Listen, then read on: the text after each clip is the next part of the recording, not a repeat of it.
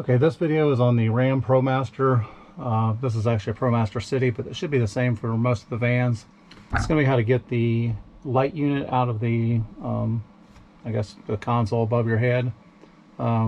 Basically, there's two little plastic clips that clip on the back that catch the plastic, two spring-loaded clips in the front. So to get this down under here, all you have to do is pull down on the front of it. If you need to, you can take a body tool and hook it in there, but it's not in there that tight. Just these two little springs hold it in.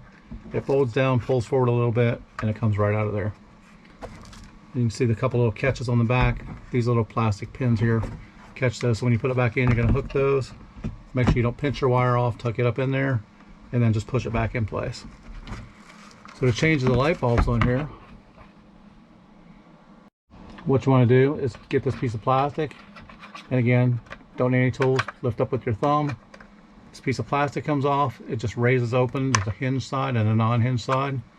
So make sure you get the side that's not hinged, open it up, and that's how you get access to your bulbs.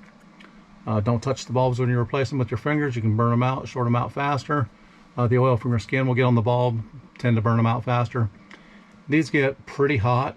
I'm probably going to change them out with an LED because it would be brighter anyhow, if I can find an LED type replacement for them. But for right now, they're working, so I'm just going to leave them alone. Again, that's just how to change the bulbs. If you get a burnout bulb, if you want to change the color, if you want to put red, green, blue, whatever color you want in there, you can get the colored bulbs now and replace them with those.